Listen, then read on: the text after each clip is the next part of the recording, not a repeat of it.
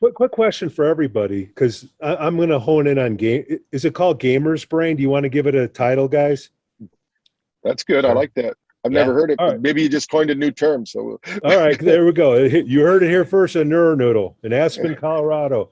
Okay, so you got kids that are in the basement playing video games, smoking weed, okay, whatever the drug of choice is. What's the executive functioning of their brain? Like, what's going on, guys? Can you, because I represent the parents out there, they're like, something's up with my kid. Can you explain how gaming mixed with, drug of choice damages the brain, and wonder why Johnny isn't functioning so well the next day? Sleep, you talked about that, but could you give us a synopsis of how this all comes together that really screws these kids up going forward in the future? I just That's good. before these guys go, and I'm more interested in hearing them than me. Uh, Gaming is a drug of choice too, and I think the brain actually does respond to the stimuli as it would others.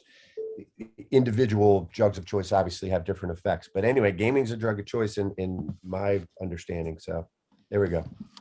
Yeah, the brain is definitely getting some neural activity there, and they're getting a dopamine. They're dopamine addicts, is what they are. They want to get that dopamine hit, and that's not really good for the brain because it's going to suppress the other functions, because this is part of the reactionary. The limbic brain is taking over, and it's not trying to kill them.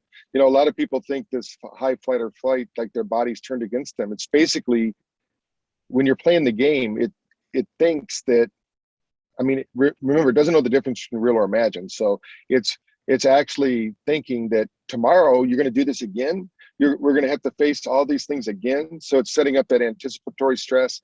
Then if you put on top of that any mind altering substance, I'm not going to say it doesn't have to be weed, it could be any mind altering substance, the brain's going to start to wire around that new change with the state dependent memory. So now they're basically, we have cannabinoid receptors, we have psilocybin receptors, we have, when we produce GABA, we're producing DMT.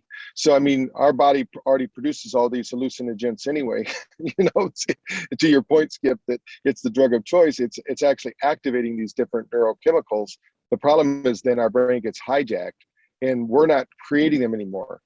It's creating for us because we're getting all that stimulus. So the brain is basically reacting, and when the brain learns to react, it doesn't know how to interact. It's like it can't do both at the same time. Very few people can, I should say.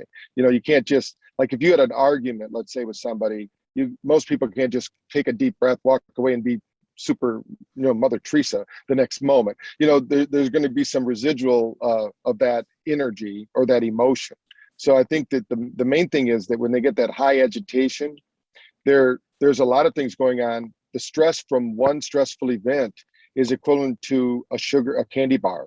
So the liver produces sugar. So when these kids are sitting there and they're doing their sugars of choice, our body produces almost all the sugar we need if we're eating nutritionally.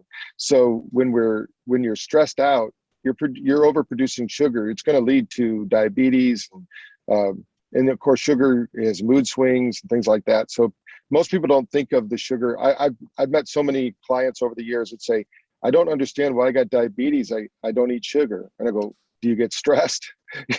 So, and of course they do. That's what's causing their diabetes, is their stress, not the foods, because our bodies are designed to give us that hit of energy to fight or flight. So